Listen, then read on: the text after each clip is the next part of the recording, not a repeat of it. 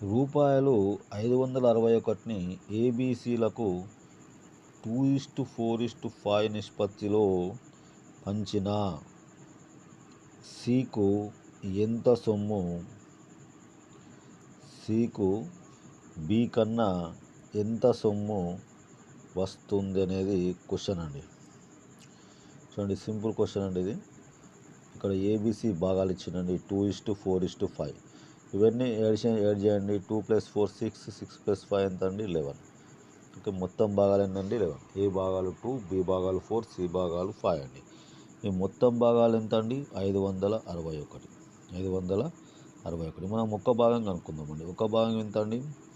So unitary మెథడ్తోని 561 into 1/11 అండి. 11తో భాగించాలి. 11 1s 11, 11 5s 11 1s అండి. ఒక భాగం ఎంత అండి 51 రూపీస్ అండి. ఓకే, అర్థమవుతుందా? మనం సికు బి కన్నా ఎంత సొమ్ము అంటే, సికు బి కన్నా ఎంత సొమ్ము అంటే, సి అంటే ఎంత ఉందండి 5 అండి, బి అంటే 4 ఉందండి. ఎంత ఎక్కువ ఉందండి 1 ఎక్కువ ఉంది.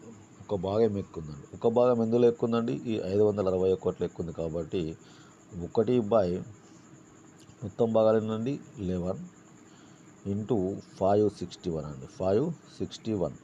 11 1s 11 5s 11 1s అండి. ఓకే, 51 రూపీస్ అండి. ఆన్సర్ ఏమవుతుందండి 51 రూపీస్. నచ్చితే లైక్ చేయండి, సబ్స్క్రైబ్ చేయండి, షేర్ చేయండి ఫ్రెండ్స్. Okay, thank you.